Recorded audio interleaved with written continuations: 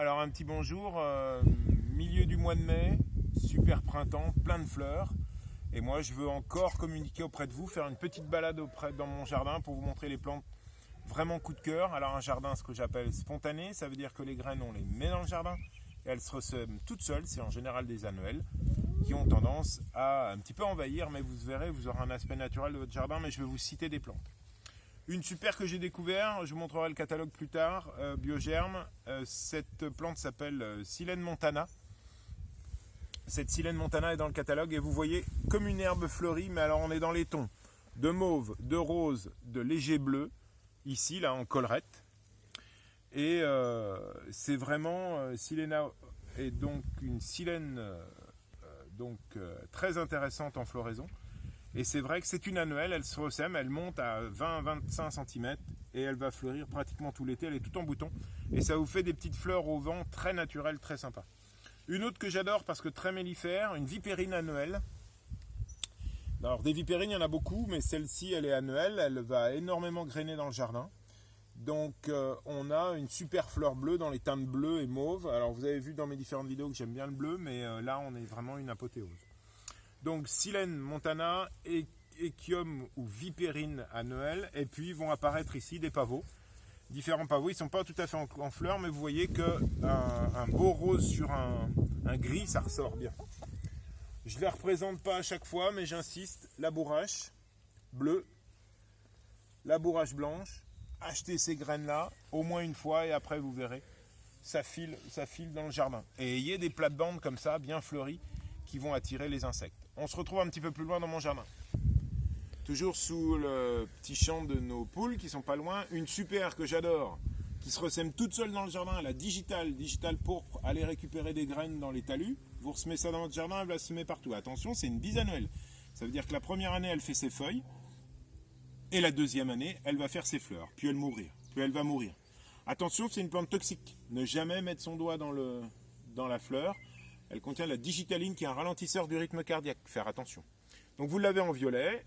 Vous verrez, on en a une blanche. La potentie, je l'ai déjà cité, c'est un petit arbuste persistant. Donc là, il dure... un petit arbuste vivace qui va rester très longtemps en floraison et qui attire beaucoup d'insectes. Et puis derrière, une plante que j'adore aussi, le fenouil bronze. C'est pas pour manger du fenouil, mais c'est vraiment pour avoir une teinte légèrement bronze sur du blanc ou du pourpre. C'est assez sympa. On retrouve ma petite vipérine et puis on va filer par là où vous allez trouver une autre digitale, mais blanche.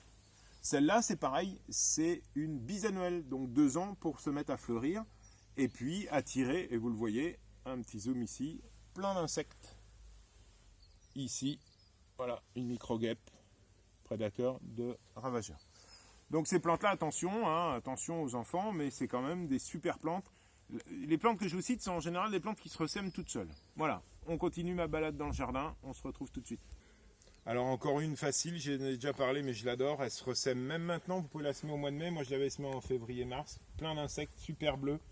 La facélie, une petite orange, le souci, super facile, il se ressème tout seul. On continue, suivez-moi ce coup-ci. On arrive ici, ce qu'on appelle le chardon ou la cardère, qui permet de carder la laine, et on l'appelle aussi cabaret des oiseaux. Approchez. Vous voyez, je vous en avais parlé quand ils étaient plus petits, mais vous voyez, l'eau stagne à l'essaye des feuilles quand il pleut, et l'été, les oiseaux peuvent venir boire. Excellente plante sauvage. Bon, là, j'en ai peut-être un peu beaucoup. Autre chose, apparaît des mauvaises herbes dans le jardin. Là, vous avez la carotte sauvage. Qu'est-ce qui vous empêche de la laisser pousser dans le jardin? Regardez, super fleur légère, en liaison avec mes petites potentilles blanches. Et ça, alors là, c'est vraiment une nourriture pour mes insectes auxiliaires exceptionnelle. Toute la famille des carottes, des apiacées avec cette belle fleur blanche très légère. Ça, c'est passionnant. Une petite rose par ici le long du mur. Peut-être un peu envahissante, ce qu'on appelle la valériane, Centranthus rubert. Une valériane, alors attention, c'est pas la valériane qu'on utilise au niveau officinal. C'est la valériane des murs.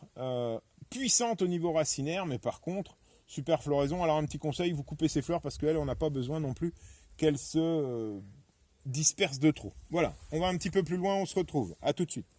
Donc toujours ma petite Silène Montana, super floraison, vous voyez les différentes couleurs, et qui s'associe bien avec un feuillage bien pourpre. La coque lourde, un Lychnis, alors celle-là je vous invite, il y en a une blanche, mais la pourpre est sympa, elle se ressème partout. C'est une vivace mais à cycle court, hein. Donc très intéressant. La coque lourde dans vos jardins va se ressemer partout. Regardez cette couleur, c'est des plantes complètement gratuites. Vous achetez vos graines et après elles partent très souvent. Petite, juste on va glisser là, il y en a une que j'ai intéressante. Je n'ai pas beaucoup de rosiers parce que mon jardin est très jeune, mais il y a une plante qui m'intéresse, c'est le pois de senteur, le pois vivace, l'Atyrus, celui-là est pourpre. Laissez-les, c'est des pois qui sèment et puis après qui restent dans le jardin. Et ça c'est intéressant, là il va partir avec mon petit rosier grimpant et les deux vont compléter leurs bénéfices. A tout de suite. Je sais que vous aimez les vidéos courtes, mais là j'ai tellement de fleurs dans mon jardin, on continue. Pavot de Californie, L. Scholzia, c'est une graine, vous la mettez dans vos jardins, elle va se semer partout. Regardez cette vivacité, puis si elle vous gêne, vous l'arrachez, c'est pas un problème. Le petit érigéron, c'est pas une pâquerette, pas une marguerite, érigéron, une vivace assez sympa. Une silène aussi, toute blanche, qui couvre, regardez cet ensemble. On a l'Elcholzia, l'érigéron et la silène, tous complètes, une petite pierre et puis une petite structure, et voilà, ça roule. On continue par ici, s'il vous plaît. Vous voyez les futures floraisons. N'oubliez pas, le même Elcholzia, on avait en orange à l'instant, et là on a une déclinaison en jaune très clair. Ça c'est la nature qui mute au fur et à mesure des semis. Je vois apparaître une marguerite, elle est arrivée toute seule, ben, je la laisse, la marguerite des champs, la marguerite classique. Moi ça me va bien dans mon style de jardin. Et si elle me gêne, je l'arrache. Voilà. Alors, on arrête là. Juste pour vous dire, je fais pas de pub, mais vous aurez du mal peut-être à trouver ces graines. Je pense à la Silène Montana, je pense à l'Echium, la Vipérine, la petite bleue que je vous ai montré au début. Je pense à Biogerme, tapez Biogerme, BIO, Germe, c'est un fournisseur de graines associatif, c'est un coopératif de producteurs. Et là, vous aurez plein de graines assez sympas. Et c'est là-dedans que moi je trouve les miennes. Voilà.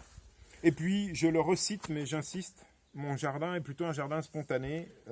Potassé, ce livre-là, de Delachaux et Niestlé, ça s'appelle le jardin spontané. Et c'est vraiment, vous voyez, la bourrache, par exemple, eh bien, vous avez, je vous en ai parlé, comment elle se ressème toute seule, comment on obtient les graines, etc. Tiens, le petit érigéron dont je vous ai parlé. Mon jardin est inspiré de ce livre et de toutes ces plantes qui se ressèment naturellement, gratuites. Il suffit de les acheter une fois et après, vous les contrôlez dans votre jardin. Voilà, bon jardinage et allez-y, c'est facile le jardinage. J'espère vous donner envie d'y aller. Il faut oser et le jardin, ça va se faire. Il ne faut pas dire que c'est trop compliqué, c'est réservé aux professionnels. C'est pour ça que je fais ces vidéos-là. Donc lancez-vous, un peu de biblio et puis j'espère vous avoir donné envie. À bientôt.